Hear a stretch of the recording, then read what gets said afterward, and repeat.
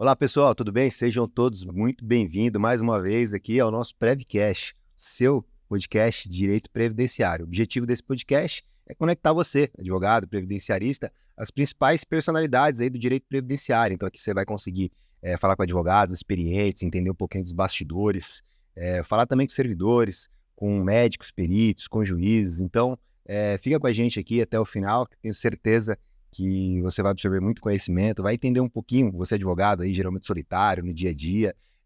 Com esse podcast você consegue conectar um pouquinho com o direito previdenciário fora aí do seu escritório, tá? Apresentar para você aqui o Jonas, médico perito. Aí se apresenta o pessoal, Jonas. Quem para não me conhece, eu sou o Jonas, eu sou perito lá do Juizado Especial Federal, estou aqui com o parceirão, vamos fazer um negócio legal. Nós estamos trazendo o Danilo hoje, um cara... Hoje o cara é fera, hein? Hoje o cara feríssima, realmente, ó, feríssima. tô com papel e caneta que hoje eu quero anotar cada detalhe. É isso aí. Dr. Elcio Rodrigues da Silva. Seja muito bem-vindo. Primeiro, que um amigo de coração, que graças a Deus eu posso compartilhar dessa amizade, tem uma experiência gigantesca com perícia médica, pode levar isso e adora compartilhar conhecimento, e certamente vocês que estão assistindo a gente vão perceber o quão importante vai ser as informações que ele vai prestar pra gente. Danilo, conduz aí. Jogou responsabilidade, hein, doutor Elcio? Jonas jogou uma responsabilidade grande aí. Tudo bem, doutor Elcio? Seja muito bem-vindo. Tudo ótimo. Ficou muito claro que todos vocês são muito meus amigos, né? Só pela apresentação a gente vê que são realmente meus amigos, né? O que a gente vai tentar passar para os senhores é um pouco da nossa experiência profissional dentro da área pericial e que também vem envolvido com um pouquinho de experiência de vida também, né? Tá? Maravilha. Doutor Elcio, o senhor já é perito aí, posso te chamar de você? Fica à vontade. Você, Elcio, tá já na perícia, acho que há bastante tempo, é um dos peritos aí do Juizado Especial Federal, né? Mas antes de tudo isso, como é que foi a escolha para a medicina, em primeiro lugar, né? E como é que você veio parar aqui na perícia médica? Como é que tudo isso aconteceu? Então, eu sou o primeiro médico da minha família, né? Eu fui o primeiro médico. E desde muito jovem sempre tive sempre me agradou muito cuidar das pessoas, né? E aí eu tive a oportunidade, meu pai me ofereceu essa oportunidade de poder escolher medicina, porque realmente é uma dedicação grande, né? E aí eu escolhi medicina. Dentro da área médica, durante a minha formação, eu sou de uma época bem antiga, né? Eu me formei, já tem muito tempo que eu me formei em 1978, me formei, né? E a medicina tinha uma outra característica nessa época, né?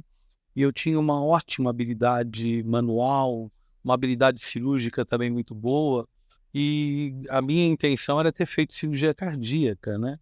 Mas na época que eu concluí a faculdade, cirurgia cardíaca era uma coisa para você começar a operar depois de 15, 20 anos, porque tinham grupos fechados de cirurgia cardíaca, onde os chefes de equipes, né, eles dominavam todo o procedimento cirúrgico e um jovem só conseguiria entrar mesmo como um cirurgião 15, 20 anos depois.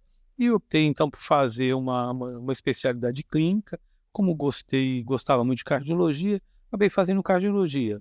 Eu fiz clínica médica primeiro, depois fiz cardiologia, depois fiz medicina do trabalho, e assim começou a minha vida profissional na medicina assistencial. Por volta de 1982, eu ingressei na perícia médica. Então, eu comecei a fazer perícia médica em 1982, né? E é interessante que quando comecei, eu tinha um cliente de consultório que era um procurador, E aí ele me convidou para poder... Será que o senhor não quer fazer perícia? Eu não sei nem o que é isso, né? Na época, né? Não sei nem o que é isso. E ele falou, puxa, vamos lá, tal, eu apresento o senhor, não sei o quê, tal. Ele era muito meu amigo, esse cliente, e de tanto ele insistir, eu fui lá. Só que eu não sabia que ele tinha aberto uma agenda de trabalho para mim. Pensei que ele ia me oferecer, E eu cheguei lá e tinha uma agenda de trabalho. Quando eu peguei os primeiros processos, eu falei, puxa, isso aqui é coisa de louco, porque inclusive o linguajar jurídico daquela época era uma forma muito mais erudita, né? Tanto que a gente dizia quando fazia um laudo, olha, você escreve com letras grandes, dê uma margem grande à esquerda, porque depois vão colocar um grampo no processo, né? Uma margem grande à direita, porque os juízes são todos velhos e não enxergam direito. Eles diziam, eu estou falando de 1982, 82. né? 41 anos atrás, né? E realmente, né, os juízes eram pessoas que tinham uma idade maior, né? Não tinha esse volume de processo, né? Os processos eram todos em papel. E como eu tinha uma agenda, e eu sempre gostei muito de desafio, né? Minha vida toda foi gostar de coisa nova, porque o novo te faz você crescer, né? Faz você estudar. Então eu encontrei na perícia uma situação onde eu fazia cada vez uma análise e uma interpretação diferente, né? E eu sempre trabalhei no âmbito da perícia de forma ampla, não só a perícia previdenciária, né? Eu sempre trabalhei em perícia em todas as áreas cíveis da perícia, né? Então, com isso eu não, até hoje. Eu tenho quase 70 anos de idade, né? Na realidade, eu tenho 69 anos de idade, né? E é muito interessante, porque cada dia eu encontro uma coisa nova, um desafio novo. Isso me propicia estudar, a me dedicar, pensar muito, né? Então, isso é muito interessante, é o que me atrai na perícia, né? Eu não faço sempre a mesma coisa. Cada dia eu faço uma coisa diferente, né? Quais são características assim que você percebe de mudança daquela época lá de 1982, né? Imagino que deve ter evoluído bastante a medicina a medicina legal enquanto especialização da medicina. Isso aconteceu quando? Já bem mais recente, né? Bem recente. Na realidade, tudo mudou muito, né? Nós estamos falando de quase meio século, né? Quando eu comecei a fazer, nós estamos falando de 43 anos atrás, né? São quase meio século. A medicina que eu aprendi na universidade é uma medicina diferente que eu faço hoje, né? Devido à evolução do conhecimento médico, né? Tá? Do ponto de vista pericial, também, até a forma do comportamento da sociedade diferente ao médico, né? O que a gente dizia há 40 anos atrás, ninguém ousava não vou dizer desafiar, mas contrapor. É como se fosse uma coisa assim, sacerdotal mesmo. Não, o médico disse é aquilo. Eu tenho todos os laudos que eu fiz a minha vida inteira, né? Muito interessante isso, né? Eu olho os laudos que eu fazia no começo, eles têm uma característica totalmente diferente da característica do trabalho que a gente faz, né? Então isso vem também junto com a evolução do conhecimento, né? Então os laudos eram muito mais breves, muito mais objetivos, os juízes e os advogados praticamente só liam as nossas conclusões, né? Pouco era combatido, pouco era pedido de esclarecimentos, né? E com o passar do tempo, então, a gente viu que foi tendo uma evolução diferente, né? E quando você me disse como especialidade médica, é uma coisa interessante. Toda vez que eu comecei a fazer perícia, eu sempre enxerguei que o perito era um indivíduo que ele tinha, como se fosse um clínico geral em termos de atendimento na justiça. Ele tinha que saber um pouco de tudo. Ele era obrigado a saber um pouquinho de tudo. Porque, por exemplo, quando você vai fazer uma avaliação de capacidade de trabalho numa perícia previdenciária, você não examina uma doença, né? Não estou examinando o indivíduo que tem um problema de coração, que tem um problema ortopédico, ou que tem um problema oftalmológico. Estou avaliando a pessoa. Estou falando de uma pessoa, né? Então, eu não posso separá-lo, né? Agora o cardiologista vai falar da parte cardiológica, agora o pneumologista vai falar, não, a gente tem que avaliar aquela pessoa. Porque se você começa a fragmentar, muitas vezes, a gente viu isso muito no curso da perícia, né? O cardiologista vinha lá, do ponto de vista cardiológico, não há incapacidade. O ortopedista vinha do ponto de vista ortopédico, não há incapacidade. O oftalmologista vinha do ponto de vista, não há incapacidade. Mas quando você avaliava aquele indivíduo no contexto dele, você disse, não, isso é muito injusto, né? essa somatória de situações, de adversidades, de fatos negativos, determina uma restrição da capacidade de trabalho tão importante que ele não vai conseguir trabalhar em lugar nenhum. Então, eu sempre tive uma visão muito holística do indivíduo, o indivíduo como pessoa mesmo. E cada indivíduo é um indivíduo. Não sei se vocês lembram do ex-governador Mário Covas, tá? O sobrinho dele fez a mesma coisa, né? Ele trabalhou, ele estava com colostomia, em fase terminal de doença, ele estava governando São Paulo. Agora, quanta gente que tem uma dor abdominal, faz qualquer procedimento e acha que está inválido? Tem uma percepção lógica, pessoal, verdadeira que ele está inválido. Não que ele estivesse inválido, mas a percepção dele é que ele está inválido. Então, as pessoas são muito diferentes. E a gente tem que entender que as pessoas são diferentes. Não há de se querer que todos tenham um comportamento como o ex-governador Mário Covas, como eu. Eu nunca deixei de trabalhar um dia na minha vida. Isso parece coisa de louco, né? O Jonas viu como é que estava o meu rosto há uns... 2 semanas, né? 3 semanas. Umas 3 semanas atrás. Eu estou fazendo um implante dentário aqui. Eu estava com inchaço de face, eu estava irreconhecível. Eu fui trabalhar. Eu me sentia melhor trabalhando do que em casa repousando. Então, isso é uma coisa muito individual, não é verdade? E o médico também tem que entender essa situação. Quando eu falo médico senso geral. Não são só os médicos que fazem a parte assistencial, mas também são os médicos que fazem a parte da medicina normativa, a perícia médica. Eles têm que respeitar aquela característica individual daquele indivíduo, né?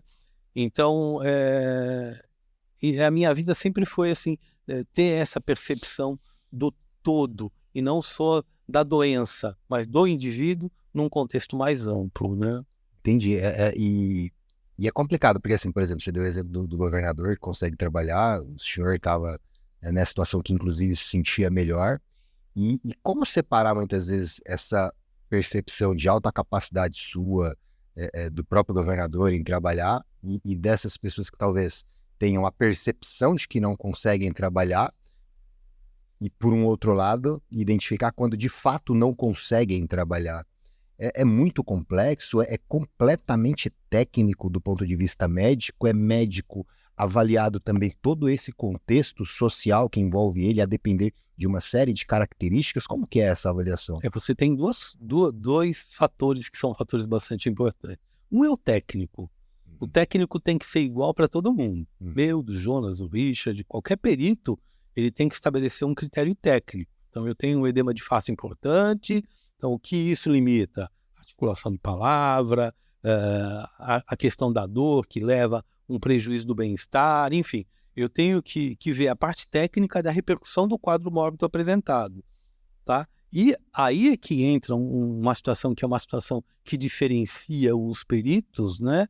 Tá? Que é você conseguir contextualizar. Agora, se você só consegue contextualizar se você souber observar e escutar.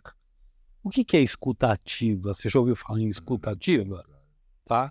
Você vai, por exemplo, num aeroporto e vai fazer um check-in ou fazer qualquer coisa, ou você vai mesmo fazer uma compra em algum lugar, não é verdade? Alguém que te atende não olhando para você, falando no telefone celular, qual é a sua percepção daquele momento? É uma percepção horrível, né?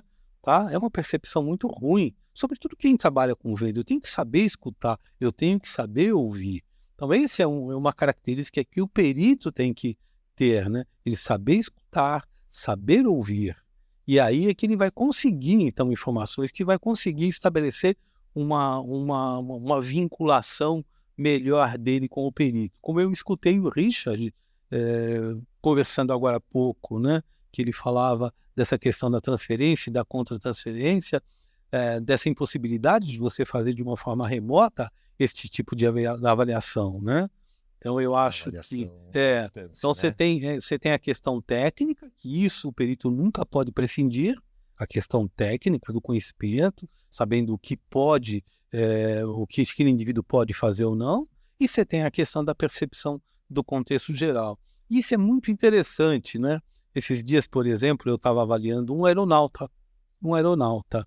Ele era um piloto, aliás, um comandante de voo de aeronave grande, e ele teve uma síndrome coronariana aguda. Teve um problema cardiológico agudo e na investigação viu que ele tinha uma anormalidade congênita de uma das artérias coronárias. Ela nascia de um local diferente do que é na maioria das pessoas, mas que aquilo levava a um comprometimento de irrigação daquele músculo cardíaco, né?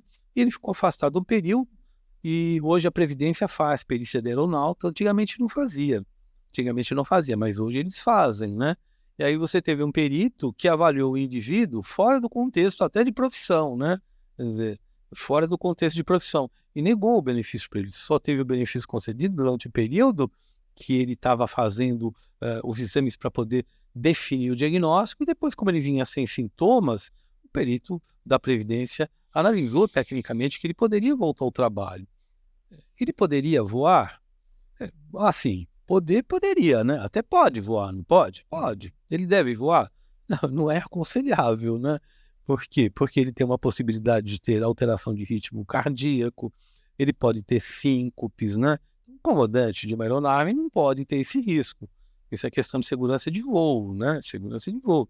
Então, apesar de ele estar com uma condição clínica boa, adequada, ele não pode voar, pelo risco de complicação que ele tem, tá? Então, isso é analisar o indivíduo num contexto maior, e muitas vezes não é nem no contexto específico da doença, porque a doença dele está controlada e compensada, mas é o risco potencial da doença.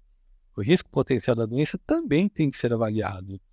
Os próprios concursos públicos acabam fazendo uma avaliação prognóstica do indivíduo, né?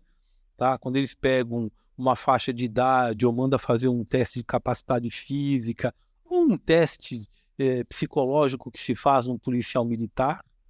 Muitas vezes o policial militar, quando ele vai fazer um concurso, muitas vezes não, sempre ele passa num teste psicológico, né? Tá? E existem algumas características que não é compatível com a função de um policial militar. Imagina um indivíduo intolerante, irritável, impulsivo, né? A primeira situação adversa que ele tem, ele tira o revólver, dá tiro, chuta, não é verdade? Então essa é uma característica psicológica que é incompatível com uma função, né? Então, esses aspectos todos, eu estou colocando situações assim bem pontuais e fáceis de entender, e o perito tem que ter essa capacidade de percepção em cada indivíduo que ele avalia, né? Isso é interessante porque o Manual de Perícias Médicas, né, da INSS, ele traz o conceito de incapacidade não apenas quanto à impossibilidade de execução de uma atividade, mas também quando não se é indicado que ele faça aquela atividade, né?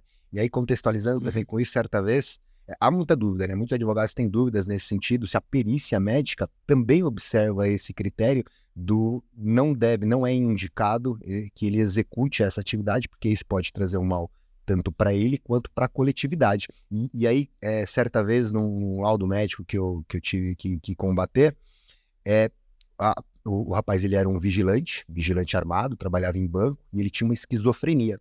Essa esquizofrenia, ela estava controlada, de fato estava controlada, mas me parece que não seria indicado uma pessoa com esquizofrenia trabalhar armado em um banco, né, trabalhar portando um revólver. Eu discuti isso, a perícia reconheceu, disse que realmente ele estava com quadro estável e que então poderia trabalhar. Eu questionei isso com o juiz, né, será que vamos realmente colocar esse cidadão com um quadro longo de esquizofrenia num banco, né, portando uma arma? Eu acho que isso é realmente muito prejudicial.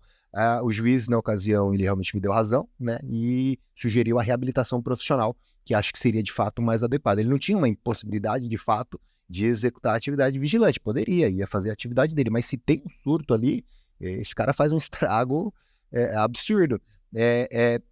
Vocês então observam realmente isso? Não é só restrição, ou seja, impossibilidade de você fazer, mas recomendação. Uhum. Você é jovem e não deve lembrar desse caso. Era um jogador de futebol do Santo André, tá? Ele tinha uma miocardiopatia hipertrófica, que é uma doença miocárdica hereditária. E é muito interessante que a maior parte dos indivíduos não tem sintoma nenhum. Muitas vezes o primeiro sintoma é uma síncope, quando o indivíduo está fazendo algum tipo de esforço.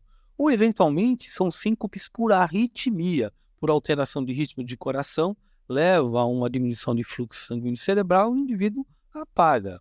Esse jogador chama-se Serginho, tá? E o Serginho foi submetido a uma avaliação cardiológica e viram que ele tem uma miocardiopatia hipertrófica. E ele jogava no Santo André e jogava em alto nível. Era jogador de alto nível, treinava, tudo mais. Era um bom jogador, né? E naquela época, a questão de segurança era uma coisa, né? E ele se negou a parar de jogar futebol. Os dirigentes acabaram sendo coniventes com a opção dele. E ele morreu dentro do campo jogando futebol. Ele morreu. Quer dizer, ele poderia jogar? Tanto poderia que jogou, continuou jogando muito tempo. Só que não deveria, e foi o que aconteceu. Ele teve um quadro de síncope e veio a falecer dentro do campo. E ainda foi atendido, mas mesmo assim faleceu. Então, toda vez que existe uma recomendação, você fala uma doença que é interessante, a esquizofrenia, tá? Nós temos as epilepsias, por exemplo, né? Mas é um epilético, o indivíduo que teve epilepsia, ele jamais vai poder dirigir uma aeronave. Isso está no código de aviação. Ele não vai dirigir. Ele não vai ter o CMA, nem ônibus. Ele não pode ser um motorista profissional. Ele pode dirigir o carro dele? Até pode. Ele não fica no carro dele 8 horas, 12 horas, né? Tá? Então até pode. Mas, assim, como motorista profissional, não deve ser. Não. Por quê? Porque você tem um risco. Apesar dele estar controlado e compensado, a recidiva e a ocorrência de uma crise é imprevisível. Não é uma situação que é previsível. E a imprevisibilidade leva ao risco. E o risco leva à insegurança. A insegurança para ele e o que você disse, o motorista de ônibus, de repente, né? Ele pode ocasionar um acidente, tem os passageiros, as pessoas que estão na rua, né? Então, o perito avalia, sim, nas situações de capacidade de trabalho, a questão da recomendação. Isso a gente tem, é muito frequente, né? Nós hoje temos uma grande população de indivíduos com mais de 50 anos, com atividade profissional pouco qualificada, né? Hoje, pedreiro, por exemplo, pedreiro é uma atividade muito qualificada, né? Pedreiro hoje, com o tipo de construção que se faz, as construções são tecnológicas, né? Não é verdade? Todas as construções são tecnológicas. Pedreiro tem que saber ler uma planta, por exemplo. Nós temos um contingente de indivíduos de mais de 50 anos, que são aqueles pedreiros práticos, que muitas vezes fazem um serviço até muito bem feito, né? Mas são os braçais mesmo, né? Os serventes, os ajudantes. Muitas vezes o indivíduo tem uma cardiopatia, uma doença qualquer, que limita esse tipo de atividade, né? Isso a gente vê rotineiramente na atividade profissional da perícia judicial, porque é um grupo pouco qualificado, com um trabalho predominantemente braçal, e às vezes até a repercussão da doença não é uma coisa nem tão importante, mas limita atividades que demandem gastos calóricos altos. A medida de esforço a gente mede por gasto calórico, né? Então a gente estabelece um padrão de gasto calórico, né? Se aquele indivíduo tiver uma atividade que tem um consumo calórico muito alto, ou seja, muito intensa, quer seja de trabalho aeróbico como anaeróbico, ele tem que ser limitado daquela atividade. E aí, a depender da situação, ele pode ser até reabilitado.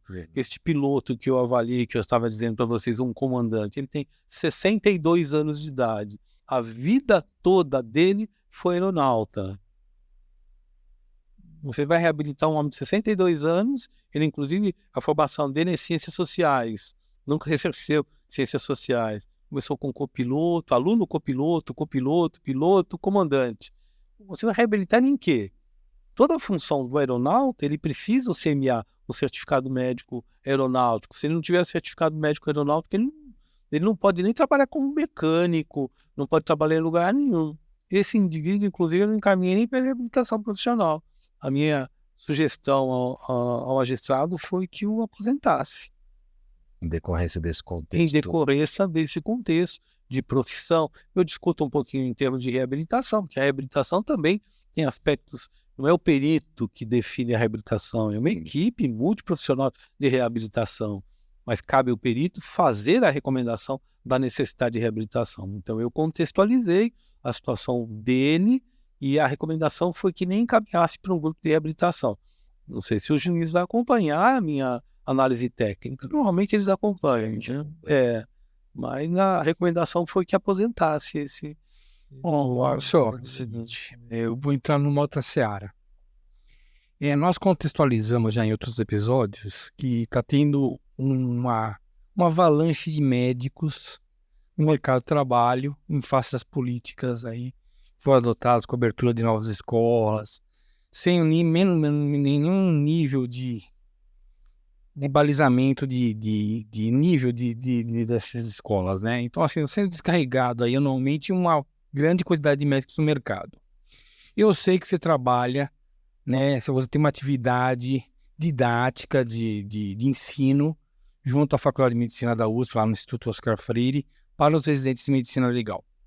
Tudo isso que você contextualizou até agora mostra pra gente um refinamento que o médico perito tem que ter para chegar numa conclusão que seja coerente e lógica, que não deixe escorrer entre os dedos alguma coisa muito importante para se contextualizar numa conclusão final para balizar a decisão do juiz. Como é que você está entendendo hoje essa movimentação de muitos peritos, de muitos médicos buscar o pericial, e o que você está achando, como esses médicos estão entendendo essa parte, essa função pericial? Eu acho que você é um pouco mais amplo em termos de discussão do que falar sobre médico, né? Acho que a gente está vivendo hoje uma fase tecnológica, né? Eu posso falar em tecnologia, em evolução, né? Porque eu sou de uma época que não tínhamos telefone, né?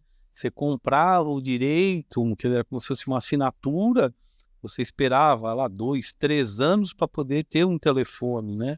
Durante muito tempo eu ia numa padaria perto de casa para poder fazer uma ligação telefônica para o meu pai. Era uma telefonista que atendia, eu dava o número do telefone para a telefonista, eu esperava de 20 a 30 minutos, ela conseguia acionar onde meu pai estava para mim poder conversar com meu pai.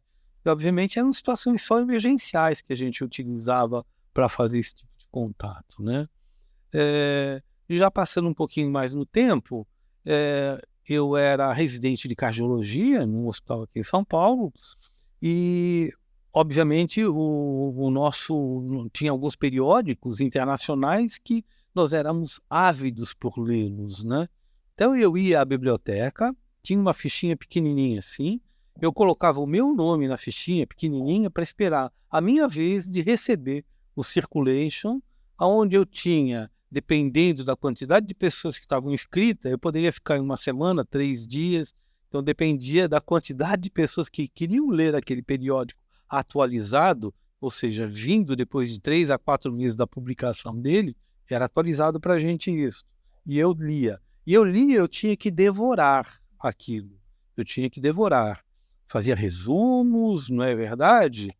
E hoje, por exemplo, né, uma outra coisa, a gente tinha que guardar a informação, porque o acesso à informação e ao conhecimento, se eu estivesse num pronto-socorro, por exemplo, eu não tinha telefone, eu não tinha acesso à internet para procurar alguma coisa, ou alguma coisa que me ajudasse a decidir rápido. Tinha que saber dose de medicamento em miligrama por quilo, porque tanto vinha criança como vinha adulto. Então, a gente era obrigado a ter aquela informação guardada de uma forma muito diferente, né? Eu lembro que as minhas primeiras viagens para o exterior era um sufoco, né? Porque a gente usava guia, né, Jonas? Guia. Uhum. Acho que vocês não sabem nem bem o que é isso. A gente usava guia. Então, você imagina, a gente estava num outro país e tinha um guia de papel procurando aonde eu ia. Depois é que vieram os GPS que eles colocavam nos carros americanos ou fora do Brasil. Então, e de um tempo para cá, a tecnologia fez isso, né? Hoje a gente vê as pessoas ficam em telefone celular por 4 horas, né? Essa é a média que ficam em redes sociais. Não sei se você sabia, em telefone celular, a nossa população aqui no Brasil, 4 horas de telefone celular. Exatamente. E a forma também de você se comunicar com as pessoas mudaram. A forma de fazer venda, do advogado trabalhar, mudou a forma do advogado trabalhar, não é verdade? Não é? Quando eu me formei, qual era o meu sonho? Era ter o meu consultório e colocar o quê? Uma placa na parede do lugar que eu escolhi como meu consultório. Era isso que a gente fazia. Uma placa, doutor Elcio, não sei o quê, cardiologista, clínica médica. Essa era a forma de divulgação. os planos de saúde também, né? Você fazia parte de um livro, então você tinha uma escolha por livro. Mudou, isso não existe mais. Hoje a gente tem que estar inserido numa plataforma digital para você começar a aparecer. Só que nós estamos vivendo uma explosão, sobretudo com a pandemia, uma explosão, tá? De exposição de curso, por exemplo. Eu nunca vi tanto curso na minha vida como tem hoje, tá? E é muito interessante. Quem está vendendo mais curso? O Jonas até conversou comigo outro dia. Nem sempre é o mais qualificado. Não é o mais qualificado. É o mais conhecido. É o mais conhecido. Eu vi, aliás, um interessante dentro disso que você está dizendo, as pessoas elas acabam valorizando a qualidade a partir do número de seguidores. Então, por exemplo, dois cursos sobre perícia médica, um que tem 100 seguidores, o outro tem 1 milhão de seguidores, há uma falsa percepção de que aquele que tem 1 milhão de seguidores ele é melhor. E a sociedade vai nesse sentido. E o que está acontecendo na parte pericial é isso. Nós temos um marqueteiro, um perito marqueteiro, ele inclusive ele também fez marketing também, e um cara tecnicamente que é bom.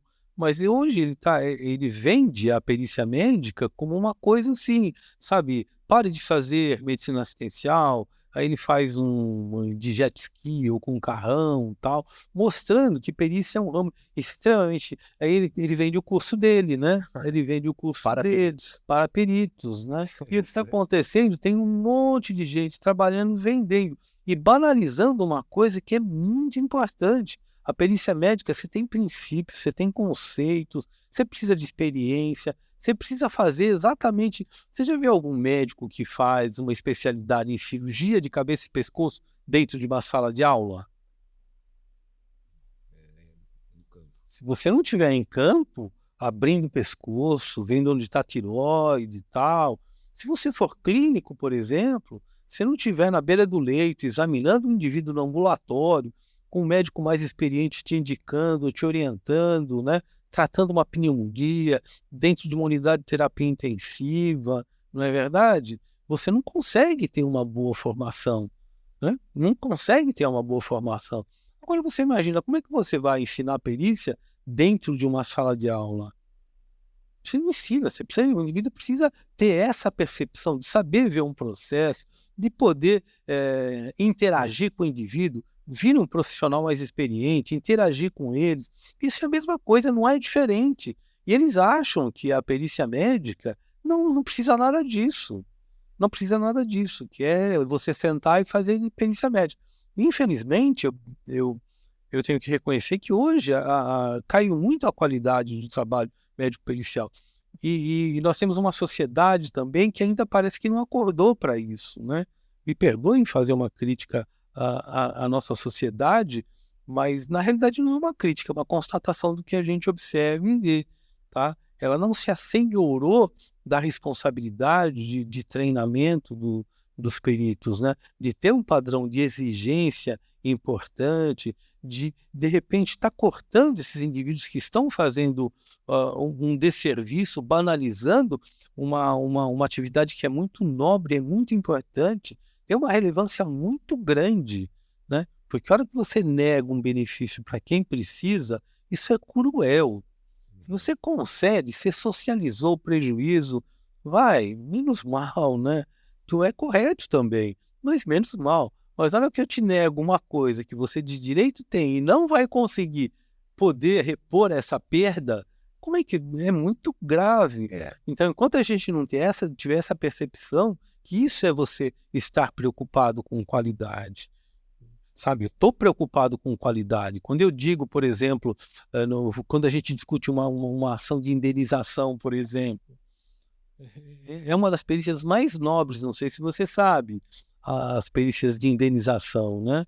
Porque a reparação integral do dano não é a reparação integral no seu potencial de trabalho, porque você não é só trabalho, não é verdade? Você é pai, você é filho, você é marido, você gosta de sair, você gosta de jogar, você gosta de passear, você gosta de viajar. Então, toda vez que você tiver um dano, este dano todo precisa ser apurado neste contexto todo, né? a gente estava dizendo, eu costumo discutir muito a questão de geração, né? As gerações são muito diferentes, né?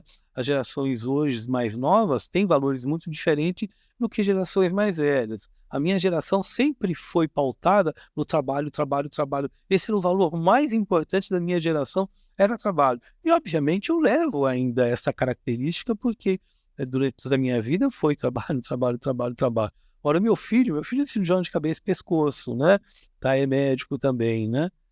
Mas não é trabalho, trabalho, trabalho. Tem vida pessoal, ele é pai, ele é filho, ele é neto, ele quer passear, ele quer sair, quer comer em restaurantes bons, né? Então, o trabalho é uma parte da vida pessoal dele.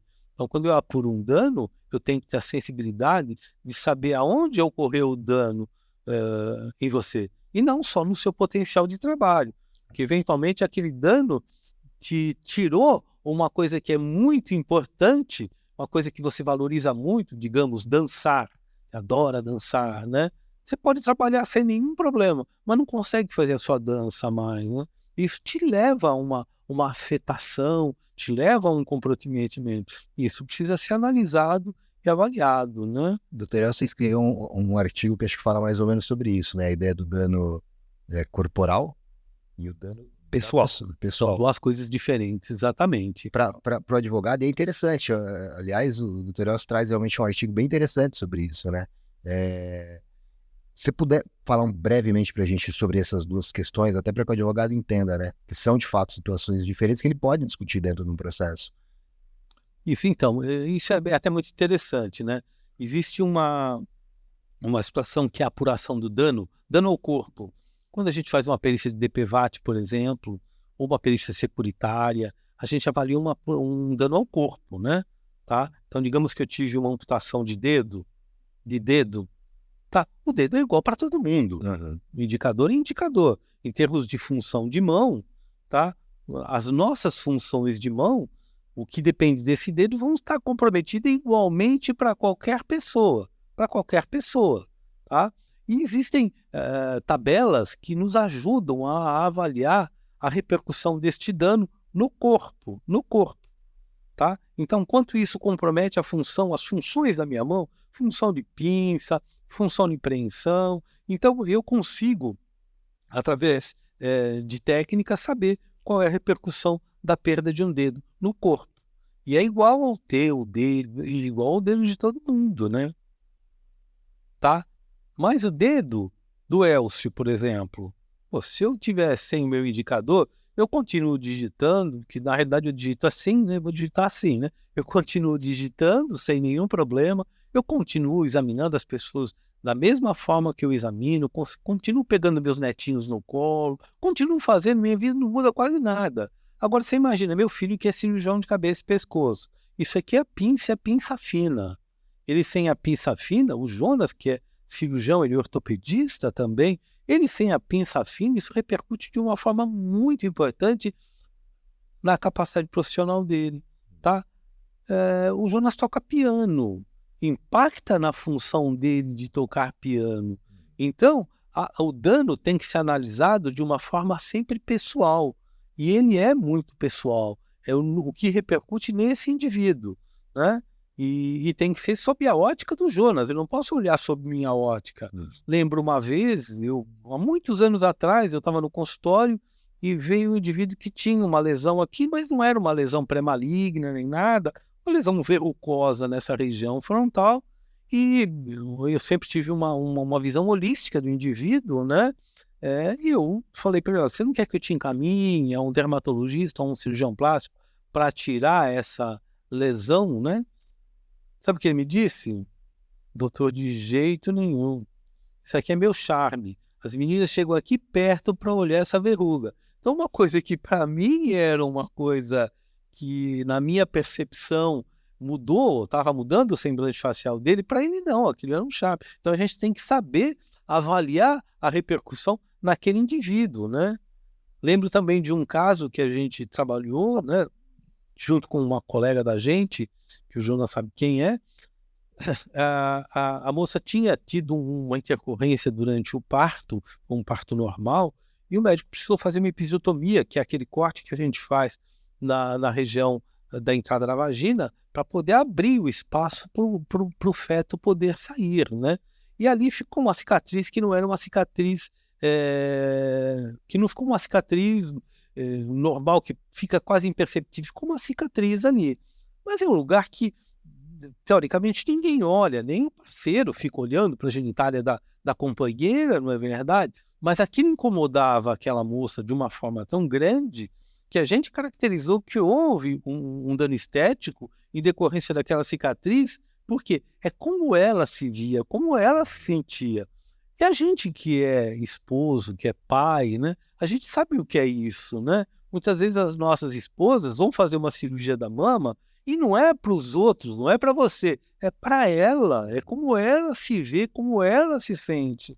E a gente tem que ter essa percepção quando faz uma avaliação, né? E não uma visão pessoal do indivíduo e falar, não, isso não é nada, não, tá ótimo. Não, você tem que entender aquela pessoa, que é o que a gente falou, é você saber escutar, uma escuta ativa. Isso não é só o médico, é o advogado também.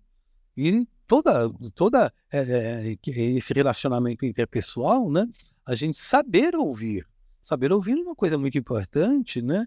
Se nós estamos fazendo aqui o podcast, quando vocês estão conversando, vocês dois, eu estou aqui, pego meu telefone, fico fazendo uma coisa, pô, não está nem aí esse médico. Não é essa percepção que você passa para quem está te vendo.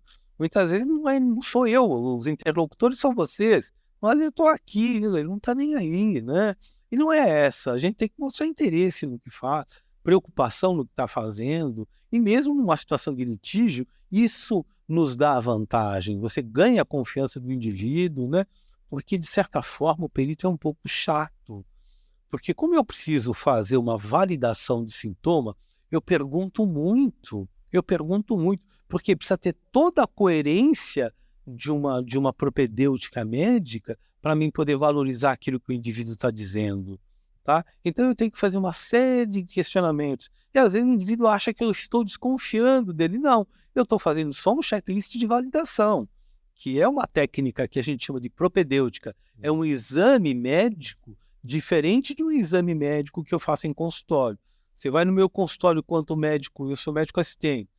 Vai no Jonas, que é médico assistente, fala, com dor nas costas, dói muito, não posso nem me mexer. O Jonas já fica preocupado, já, olha, vamos fazer uma ressonância, ele vai te fazer algumas perguntas, vai te examinar, e vai falar, vamos fazer isso, aquilo, preocupado, né? Agora, eu sou perito, você vem, estou com uma dor muito grande, eu preciso saber se você realmente está com dor, se a dor é tão grande assim quanto você está me dizendo que é, tá? Então Como são essas etapas, doutor Elcio, da perícia? Você está falando da perícia em si, né? Como que são essas etapas? Você olha o processo antes, aí você começa com pergunta, faz exame físico. Tem uma etapa que você segue nesse? Olha, teoricamente, tecnicamente, de forma mais adequada, tem. Eu sei que grande parte dos colegas não fazem isso, né? A gente vê muito colega fazer uma perícia e não sabe nem o tipo de ação que é. Tá? Mas não é, nunca fiz isso na minha vida, não consigo fazer isso, nem eu nem o Jonas, tá? A gente não consegue. Eu tenho que ver o processo inteiro, de regra, eu faço um resumo do processo todo, então eu sei qual é a demanda antes da perícia. Pode ser uma agenda de juizado federal onde eu tenho 16, 18 perícias. Ontem, por exemplo, eu já comecei a trabalhar nas perícias que eu vou fazer na quarta-feira seguinte.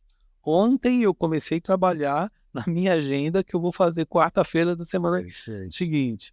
Então eu pego o processo, baixo o processo. Inicial e documentos. Não, olho tudo. A gente já tem uma experiência, então a gente consegue rapidamente avaliar. Eu gosto muito do fim para o começo. Ver despacho de juiz, ver o vice-saneador de juiz, aí volto para a petição inicial, olho o processo todo, separo todos os documentos que são importantes, né? Então eu sei quem eu vou examinar, eu sei o que ele faz, eu sei a idade dele, eu sei se ele está afastado do trabalho ou não está afastado. Hoje a gente tem uma facilidade que são anexados os antecedentes previdenciários, eu sei como é que o perito da Previdência já avaliou. Então eu tenho uma percepção muito boa daquela situação. Tá? Então quando eu vou avaliar o indivíduo, eu saio lá na frente. Eu saio lá na frente, eu já conheço todo o histórico dele, tá? Eu vou fazer, então, algumas validações, né? Em termos de coerência, de repercussão. Exatamente. Normalmente a primeira parte é uma parte livre, deixa o indivíduo falar à vontade. Uma vontade também é relativo, porque muitas vezes você pega algumas pessoas que são prolixas, né?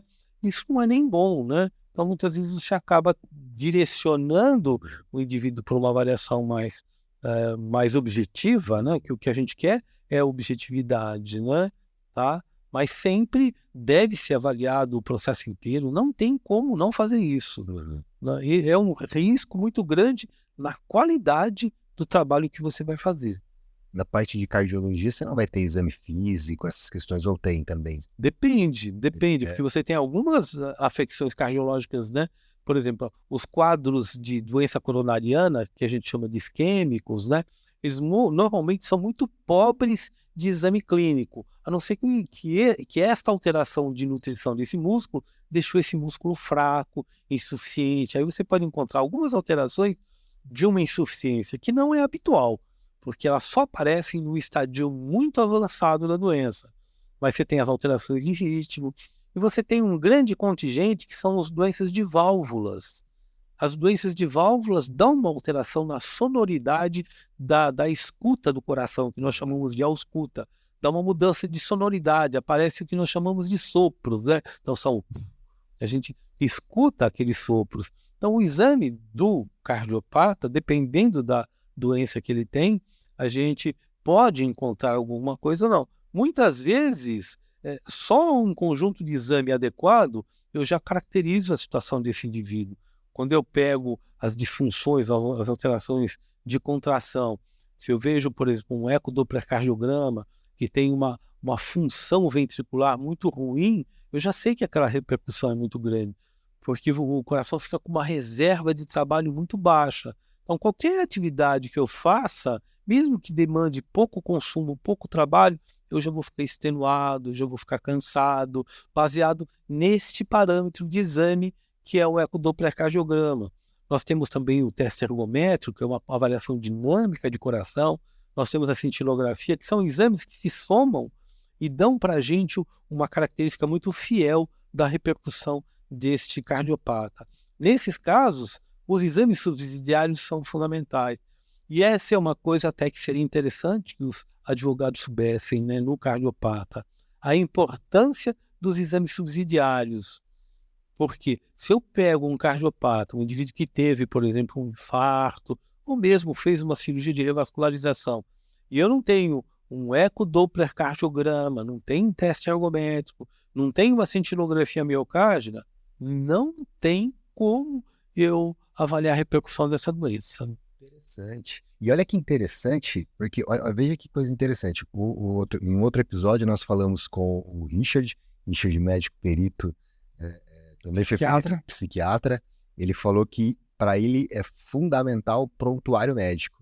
O Jonas, em certa ocasião, acho que em uma live comigo no meu Instagram, chegou a comentar que a constituição para ele é o exame físico, né? É o exame físico.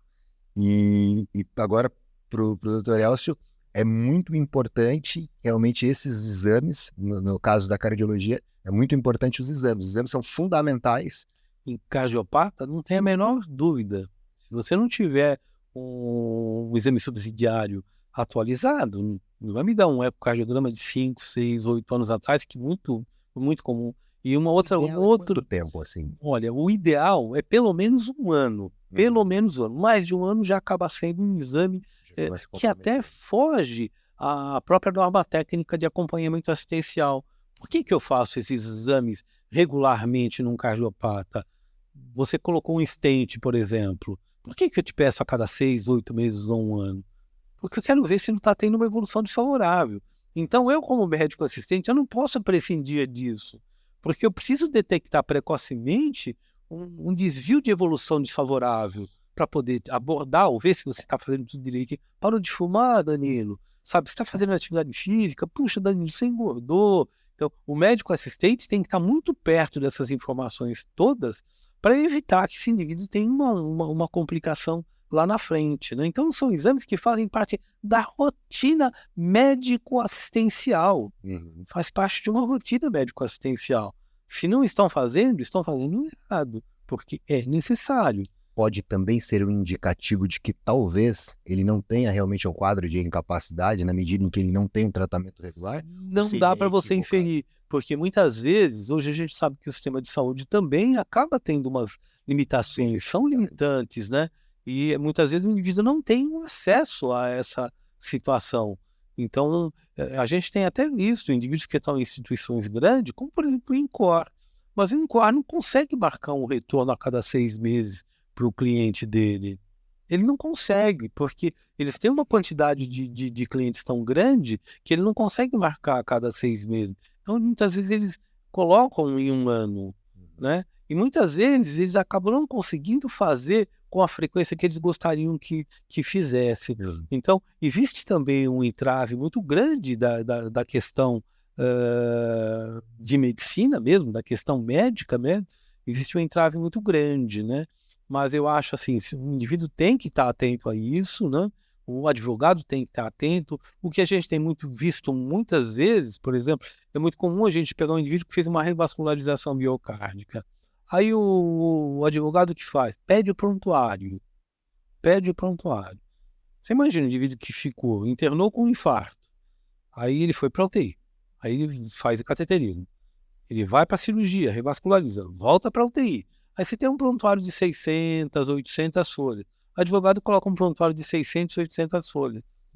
Não adianta nada. Se você colocar só esse resumo de alta, para mim tá ótimo. Porque o resumo de alta vai ter o que aconteceu, vai ter evolução e vai ter a condição de alta, tá? Aí se você, nesse meio tempo, você consegue exames que fazem parte da rotina de segmento anexa, então você com 20 documentos, 15 documentos, você fechou. Não tornou o processo tão extenuante de avaliação. Porque a hora que você coloca os documentos, eu me obrigo, pelo menos, nem seja olhar rapidamente, eu me obrigo a olhar esses exames. Porque é importante que eu veja. Porque, de repente, nesse meio tem alguma coisa que é importante que foi colocada até de forma desorganizada. Então, já causa uma situação desfavorável. Porque você imagina, eu estava dizendo para você, vou preparar 17 laudos, 16 laudos.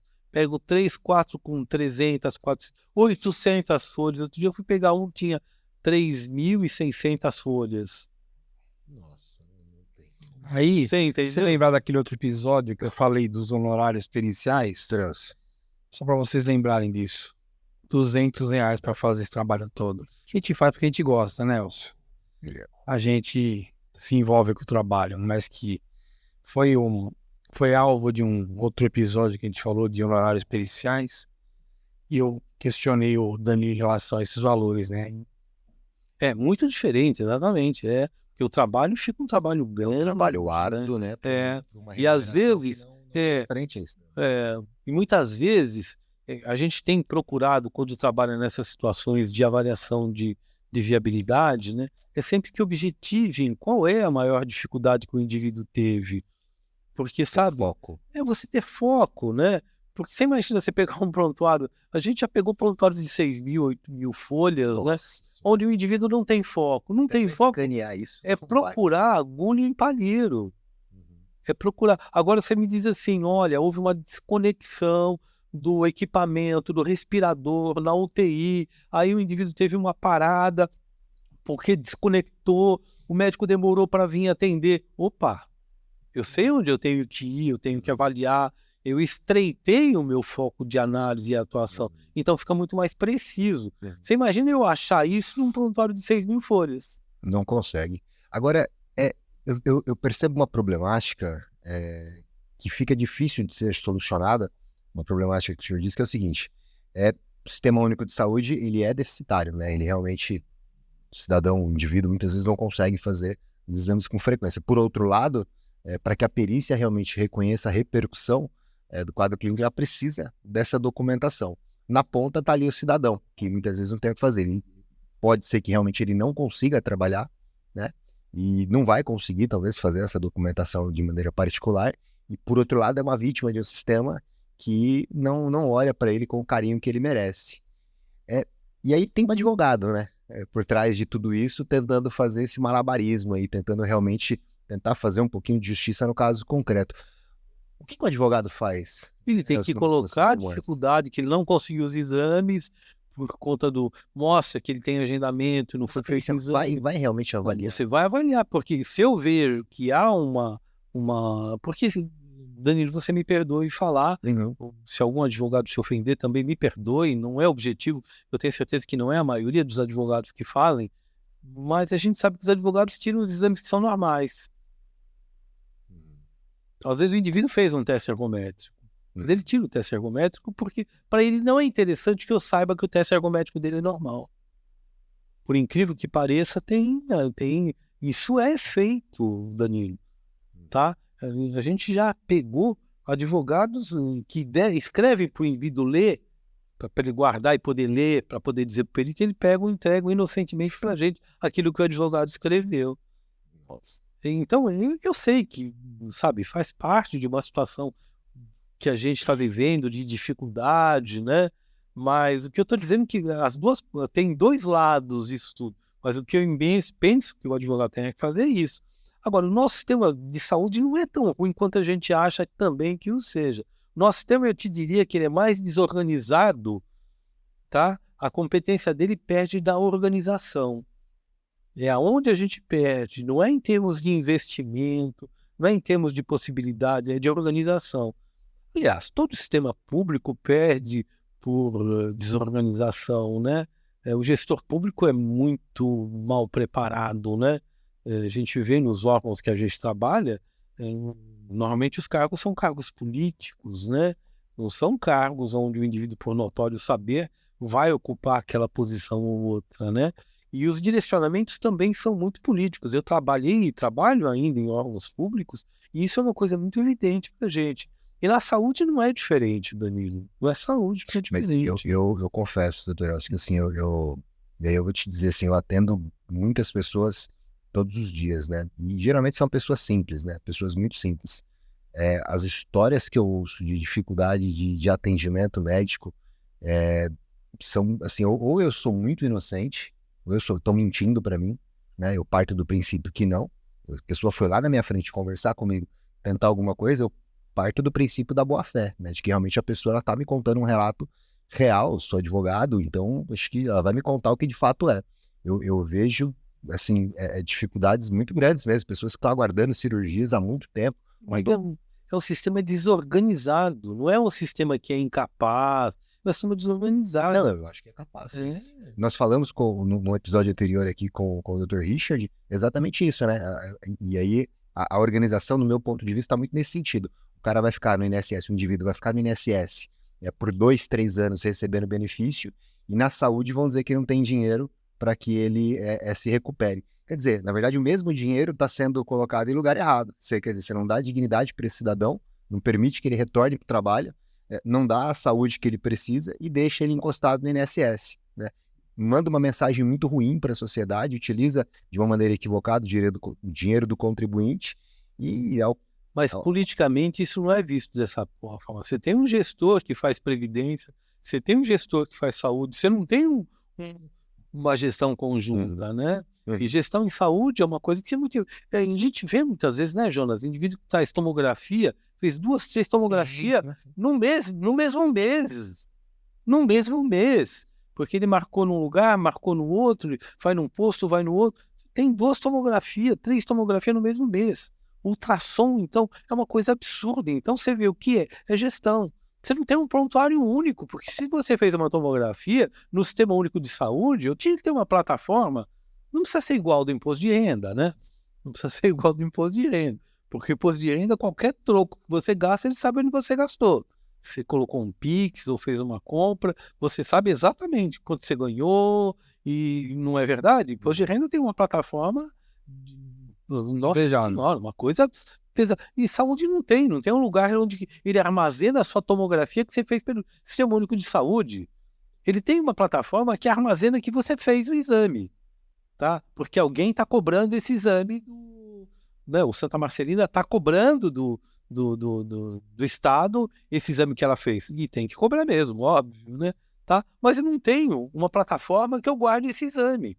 Então, se eu vou você vai num outro médico em outro lugar, esse médico vai, pega essa plataforma e vê o exame. Então, o dinheiro é mal gerido e mal gasto. Agora, isso é um problema que a gente não vê solução. Acho que o advogado tem que, nessas situações, ele mostrar a dificuldade que o indivíduo está tendo, olha, ele não conseguiu tal exame, se esforçou, é importante e tal. Ou muitas vezes o indivíduo, hoje proliferaram muito essas clínicas, né, ditas populares, que erroneamente alguns lugares dizem que tem má qualidade.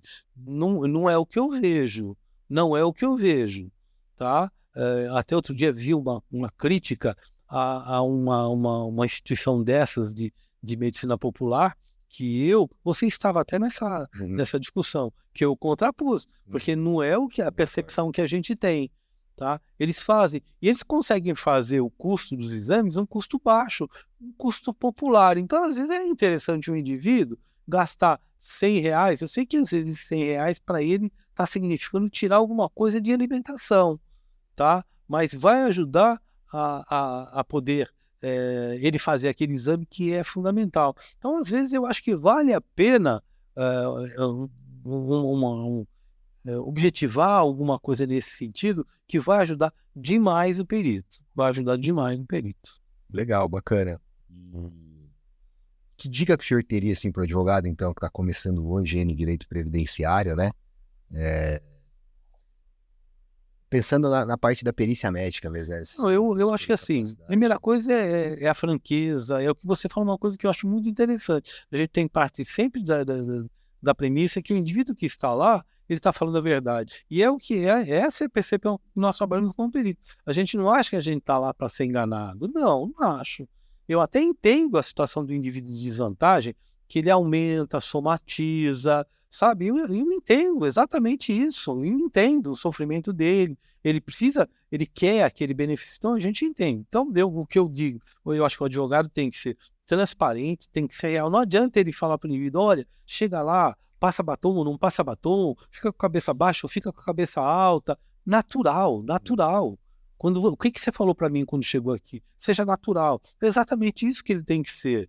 Ele tem que falar, porque nós percebemos quando o indivíduo está querendo mostrar uma coisa que não é real.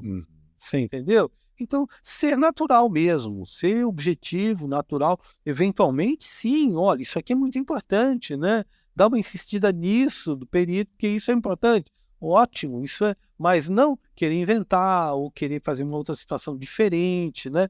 Então, eu acho que isso é uma coisa bastante importante, né? É ser real, mostrar a realidade da situação, né? Ser muito claro e muito objetivo. Não é tentar florear, não adianta aumentar, pegar na internet o que é insuficiência cardíaca, colocar um monte de coisa de insuficiência cardíaca. É a mesma coisa que eu começar a colocar lei para o juiz. O juiz quer os fatos, a lei ele aplica.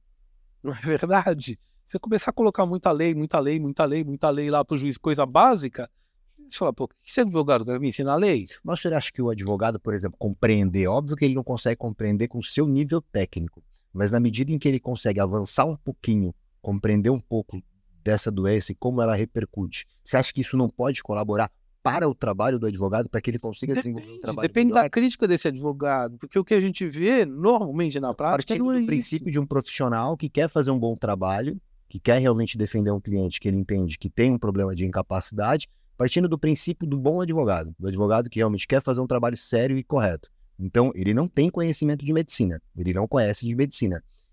Ele não tem, por exemplo, ele ou o cliente dele, como contratar um assistente técnico. Ele não compreende daquela doença. Não seria, talvez, para ele um caminho buscar essas informações, óbvio que não técnicas, mas tentar minimamente construir no raciocínio dele por onde aquela doença... Sim, não, isso é importante, mas não é o que acontece. Há transcrições de informações, assim, textos longos, explicativos, não é Isso por é a aí. maioria? Olha, em direito previdenciário eu te diria que é. Interessante. E eles têm um mau hábito, por exemplo, de ter anexo de quesitos, né? Tá? E quando eu começo a ver quesito A, B, C, D, E, F, eu já começo a ficar preocupado, porque de regra eles querem chegar no Z. No Z. A discussão é muito objetiva, é capacidade de trabalho. Você conseguir fazer 30, 40 quesitos sobre capacidade de trabalho, então, e é assim, o senhor perito se responsabiliza se o indivíduo voltar ao trabalho e passar mal?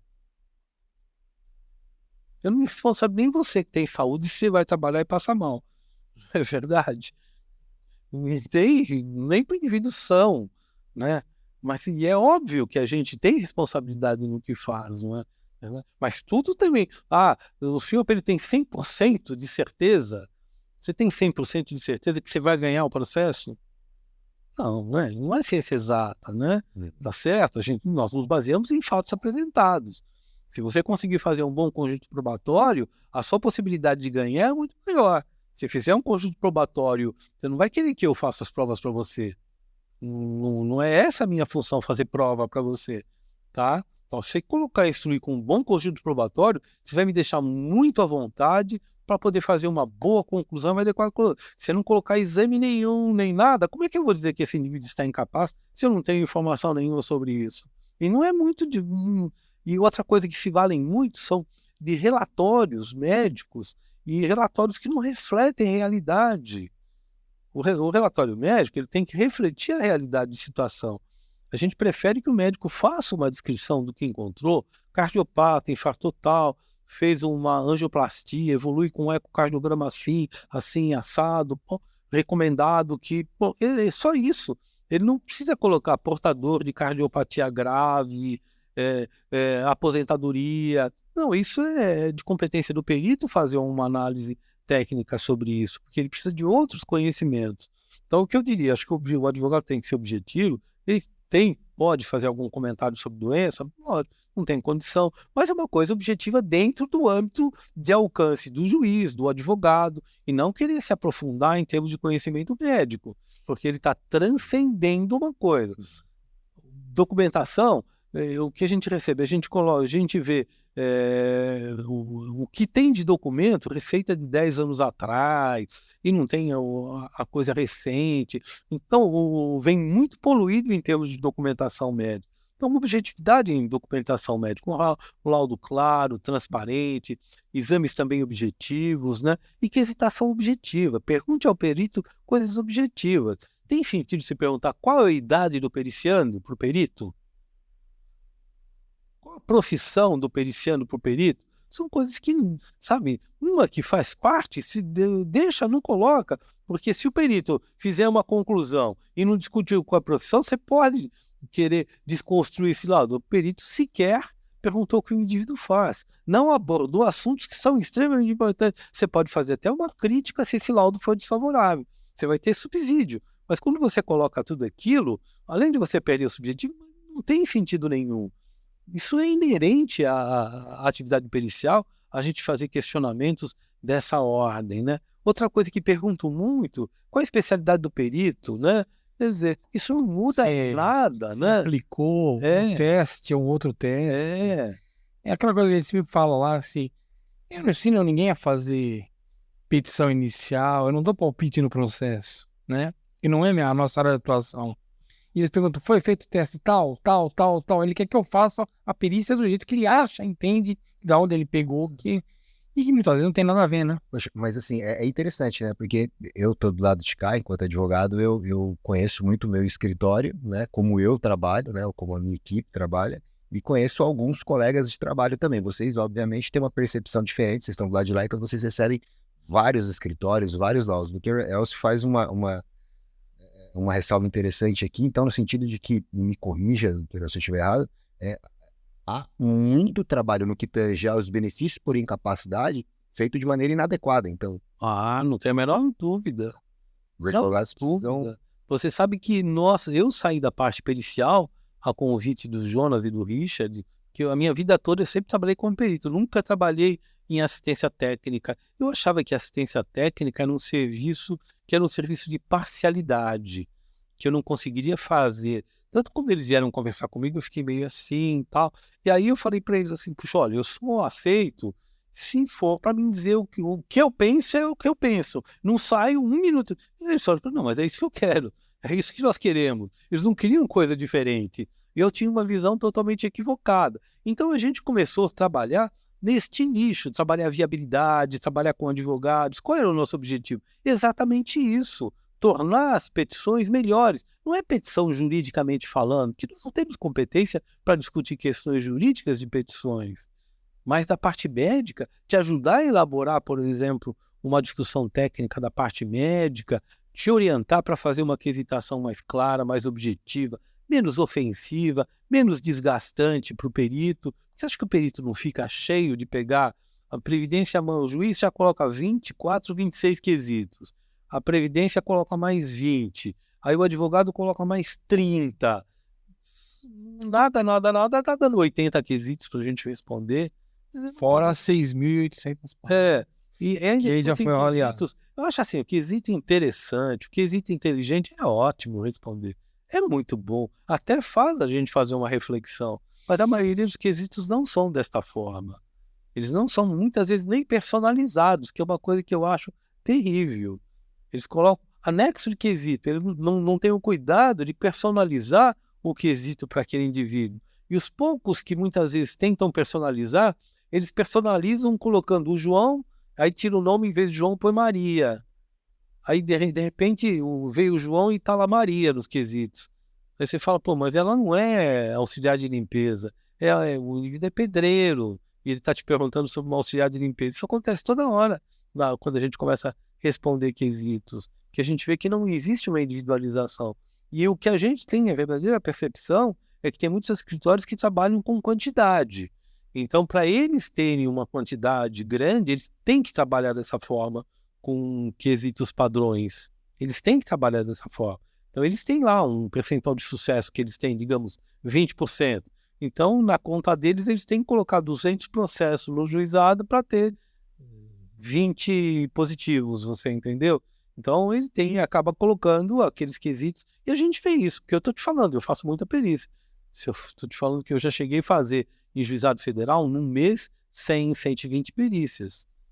Então, você imagina quantas petições eu já li na minha vida, né? Eu faço juizado federal especial desde da Rota Tamandaré. O primeiro juizado federal que tem em São Paulo, eu faço desde lá. Imagina o que eu já li de petição de advogado. Interessante, polêmico. Tá? Se refletir, né? Não, mas Isso quem é está fato. falando aqui, é isso que é importante. É a experiência que está falando, né? Ninguém partindo de uma... Uma crítica pessoal, não é? Nada disso. Não, É uma isso aí. percepção a partir Nós daquilo que fizemos tá uma vendo conta rápida uma vez, né, Elcio? Facilmente, mas muito facilmente, 60 mil perícias daí para cima. Nós já vimos juntos. Então, isso sempre está muito... Eu estou bem baixo, na verdade, né? Bem baixo. Olha o que foi petição que a gente já leu isso aí. E essa parceria que o está trazendo é justamente a gente ver essa problemática com conteúdo, com a despreocupação, a coisa que não é personalizada, é muita informação jogada, de qualidade, em conteúdo, de apresentação, aquilo que a gente fala sempre e reitera sempre, né? E eu acho que se o cara não buscar isso, o seu escritório não vai andar. Não vai andar, patina, trabalha e vai ficar com aquele índice baixo. Não porque tem umas soluções mirabolosas, não. Existe técnica para apreciação dos documentos, tem boa informação, quesitação objetiva, fechada, como o Elcio fala. E aí sim você vislumbra uma chance maior de isso, porque obviamente tem vários atores aí no meio, e com isso... É complicado, porque o direito previdenciário ele fica realmente numa situação, sobretudo nas questões por incapacidade, porque do ponto de vista do que vocês estão dizendo aqui, realmente há um despreparo, de alguma forma, de grande parte da advocacia. Por outro lado, o doutor Elcio, lá no início, falou também do despreparo de muitos peritos médicos, né? Que até você, Jonas, falou que há uma enxurrada aí de médicos sendo jogados no mercado, né? Muitos deles migrando para perícia aí, fazendo perícia, às vezes sem uma técnica adequada, é de se refletir, porque na ponta temos aí cidadão em uma situação realmente de saúde bastante complexa, né? Precisando realmente do amparo do Estado. E Mas, então, são duas coisas que para a gente é muito claro, né? Você tem aquele advogado como você preocupado com qualidade. A preocupação com qualidade não é qualidade de apresentação, não é qualidade. Você está preocupado com o indivíduo. Então, a qualidade tem a ver com isso. E você tem aquele escritório que ele não está preocupado com qualidade. Ele precisa de volume. Que volume, mesmo que ele tenha um resultado ruim, ele com volume, ele atinge metas, porque ele tem volume. Então ele perde em quê? Em qualidade. Então, isso é a percepção que a gente tem. Essa é a percepção que a gente tem. Você entendeu? Você tem aquele bom advogado, aquele advogado que trabalha com qualidade, preocupado. Quando ele faz uma manifestação sobre o seu laudo, muitas vezes você tem que fazer uma reflexão sobre aquilo, porque é lógico, é coerente. Algumas vezes você até, puxa vida, realmente o que ele disse, porque eu, como perito, não tenho nenhuma dificuldade nem o Jonas. Não tenho nenhuma dificuldade em falar, não, realmente o senhor tem razão. Eu não tinha percebido isso, eu não tinha visto isso. Qual é o problema de eu fazer isso? Qual é o problema? Nenhum. Nenhum. O que ele quer é o que eu quero. A gente quer mostrar a realidade daquela situação daquele indivíduo. Você entendeu? Agora, aquele indivíduo que trabalha, sabe, ele não está preocupado com o indivíduo, ele precisa de número. E assim é o perito. Você tem aquele perito que ele faz trabalho. Ele precisa fazer muitos trabalhos, porque ele quer ter resultado. Ele não está preocupado com aquele indivíduo. Tá? Ele está preocupado no volume, em atender, em não sei o quê. Aquele perito que não avaliou o processo antes de poder fazer uma avaliação, ele depois faz de qualquer jeito, e isso aqui eu não perguntei, aí tudo bem, não tem problema nenhum, sabe? Isso aqui, puxa, eu não vi essa doença aqui. Ele põe qualquer coisa, não referiu outras queixas, ele deixou de ver alguma coisa que tinha lá. Tinha no quesito do advogado, às vezes daquele advogado cuidadoso. Aí, assim, ó, com esse monte de cursos, igual você falou, Nelson, tem realmente uma enxurrada de cursos hoje aí surgindo, e tem uma advogada que trabalhava lá com a gente lá, e eu percebo, assim, muitos advogados realmente buscando, querendo realmente ter conhecimento, sabe? Eu percebo por exemplo, participo de alguns grupos de estudo da OAB, né, organizo, inclusive, faço parte da Comissão Estadual de Direito Previdenciário, organizo alguns cursos, e eu percebo a advocacia realmente querendo buscar conhecimento. Então, eu vejo muitos advogados buscando conhecimento. E aí tem uma advogada, né, que ela fez um trabalho muito legal lá no escritório, e eu, num primeiro momento, até por não saber, não ia fazer o caso, né? E aí ela buscou um monte de informação e fez isso, buscou na internet um monte de coisa, e ela trouxe toda uma construção e o caso deu certo. O cara trabalhava numa empresa, caiu acho que uma peça, acho que na perna dele, né? E aí ele foi internado e tal. Vocês vão entender tecnicamente melhor isso. E aí ele morreu por uma tromboembolia pulmonar. E eu falei, mas peraí, o cara ficou internado tantos dias, eu vou ter que trabalhar um nexo de causalidade aqui um pouco complexo. Não, ela buscou toda a informação de que realmente aquela lesão poderia gerar uma embolia, né? E isso acho que vir pro coração e gerar. Tem até um nome que a gente utiliza para essas situações. Qual que é o nome? Metatraumático. Metatraumático, legal. Legal. E aí ela fez toda essa construção desse caso, né? O cara faleceu então, e a família conseguiu uma indenização. E foi realmente um trabalho de pesquisa dela, de trabalho. Não, mas tem algumas coisas que até perde para o advogado. Eu lembro de um caso, por exemplo, que foi um indivíduo, ele atropelou um animal, e aí processaram o dono do animal, era uma vaca, era um fazendeiro, né? E aí o indivíduo teve um trauma de face importante, né? Aí acabou fazendo uma meningite, porque teve ruptura de seios de face, enfim. E aí, quando ele estava melhorando, esse cara infartou e morreu.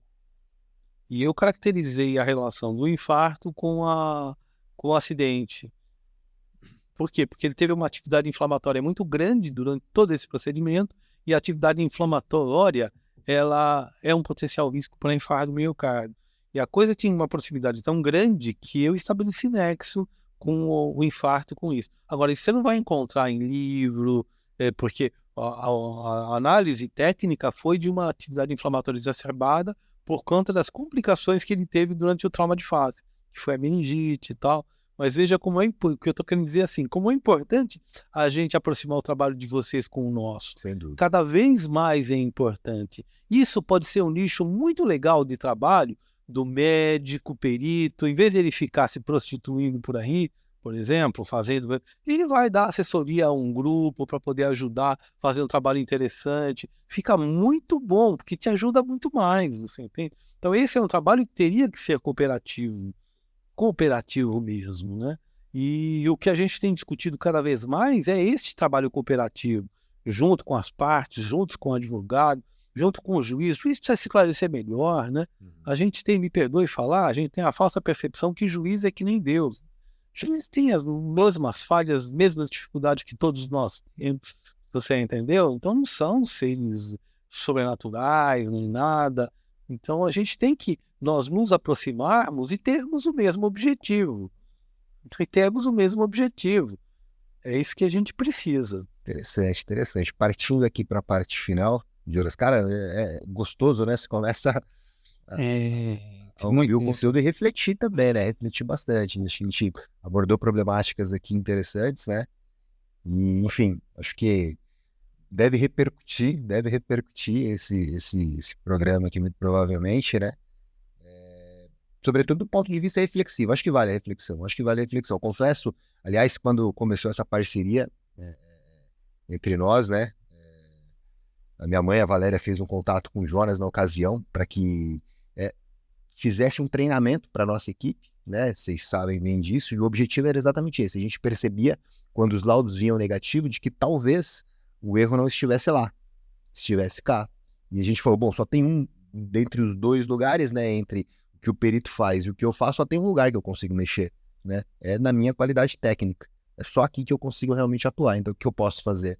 Né? Fizemos essa aproximação. Trouxemos médicos que puderam, na ocasião, nos preparar para realmente melhorar o nosso trabalho. Então, para o advogado, acho que vale muito a pena, se concorda ou não com tudo foi dito, acho que vale a pena a reflexão realmente do que está sendo feito e do que pode ser melhorado. Acho que em um lugar você pode mexer no seu trabalho, né?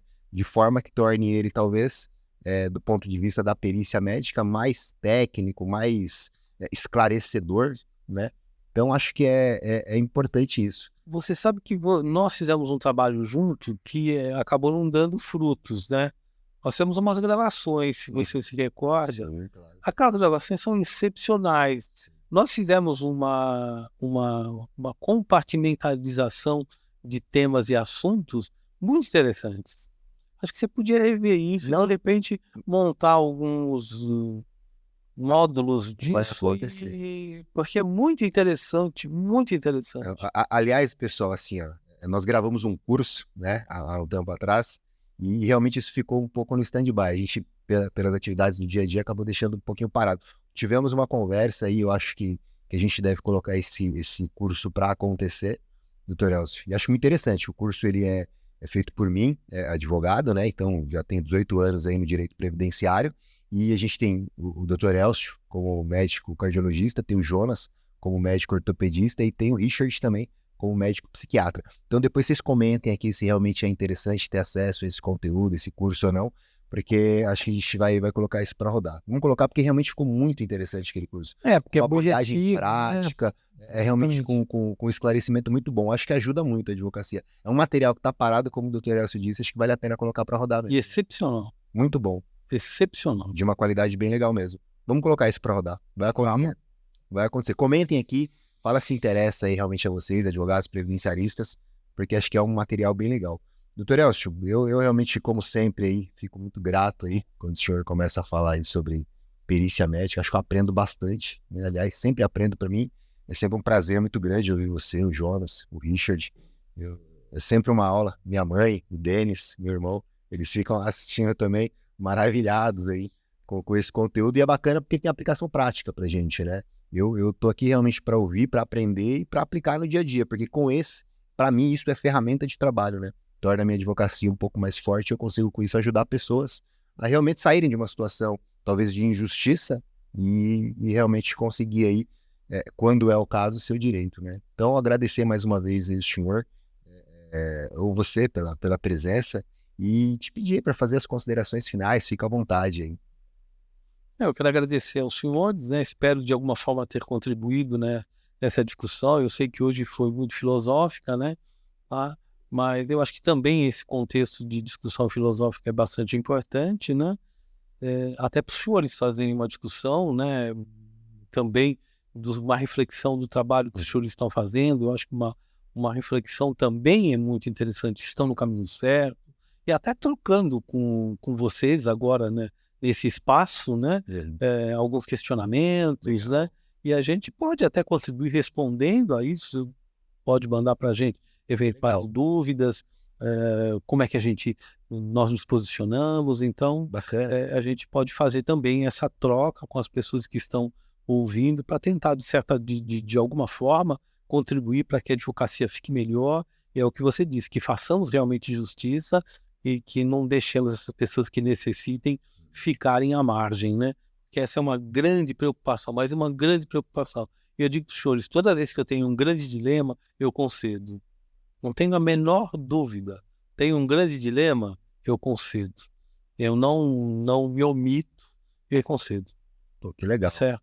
Eu acho que, como eu disse para você, eu imagino que se eu prejudicar alguém que realmente necessita, né, é muito ruim, né? Tá? Porque na nossa área, nem sempre as coisas são tão claras e tão objetivas quanto eu gostaria que fosse. Avaliar a repercussão de doença, isso a gente tira de letra. Não tem menor dificuldade em avaliar a repercussão de doenças. Mas avaliar o indivíduo como pessoa, no contexto, é mais difícil, eu diria. Sabe? Você vê o nível de escolaridade dele, a forma como ele se relaciona. E eu vou te dizer uma coisa que eu costumo dizer. Sabe qual é a pior doença que o indivíduo pode ter? E eu vou falar não de forma pejorativa, ignorância. Porque esse indivíduo não tem instrumentos para poder se defender. Você entendeu? Ignorância. Então, e essa é uma grande preocupação que eu tenho, porque às vezes eu estou frente a este indivíduo, sem condição de reagir numa situação por ignorância. Tá? Não é pejorativo, hein? Não tô xingando o indivíduo, é uma constatação de uma insuficiência de meios para ele ter uma ação e resolver um impasse que ele está vivendo, né? Show de bola, show de bola. Não esqueçam de curtir o nosso canal, de nos seguir aqui, compartilhar com o pessoal aí, dos advogados previdenciaristas. Acho que a gente tem conteúdo bastante interessante e o nosso objetivo é trazer realmente mais pessoas aqui desse nível, para que vocês realmente se conectem aí com o direito previdenciário na prática, né? Dr. Elcio aí, perito, e trouxe aqui algumas reflexões importantes, e pedi para o Jonas também, meu amigo aqui, perito também, do Jeff, parceiros, para poder fazer suas considerações finais, Jonas. Fica à vontade. Não tem muito o que falar, né? Aliás, ou falta palavras, na verdade, né? E eu só tenho que agradecer estar compartilhando a mesa aqui com vocês. O Elcio é um cara que será a minha referência. É um cara que eu me espelho, graças a Deus é meu amigo, meu sócio. A gente pode ter uma convivência mais próxima. Eu aprendo muito com ele, eu sigo o trabalho dele. Eu vejo lá em outras instituições que a gente trabalha junto. Então, Elcio, obrigado por ter vindo, obrigado por ter compartilhado aí com o conhecimento. A gente está cada vez mais buscando aí a excelência do trabalho e tenha certeza que você, para mim, de coração, é uma referência e eu te agradeço por tudo que você pôde me ensinar. Eu aprendi muito com você e gente, isso aqui chega a ficar meio emocionado, porque o Elcio, eu devo muito a ele, do que eu aprendi na perícia médica, vem do conhecimento dele. Então, obrigado mesmo por ter compartilhado essa mesa comigo. Agora eu não consigo falar, fico engasgado, né? Tá ótimo. Não esquecendo que a principal função dele é ser avô. Então, isso é fundamental, isso é um privilégio que eu tenho. Para os advogados que quiserem falar aí com o Instituto Periciar, qual que é o Instagram? Lá no Instagram é só Instituto Periciar, vocês vão achar a gente fácil. Podem enviar mensagens, a gente vai responder, a gente tem como fazer isso. O Elcio tem o Instagram dele pessoal, Elcio Perito, vocês vão achar lá. E o meu, Jonas Borracini, também vocês acham o meu pessoal, mas podem direcionar tudo para o Instituto Periciar que a gente responde, isso é um prazer. Entrei lá no meu, Danilo Schettini, e também no nosso Prevcast. Gente, obrigado mesmo. Até a próxima. Não esqueça de compartilhar aí. Um abraço. Um abraço.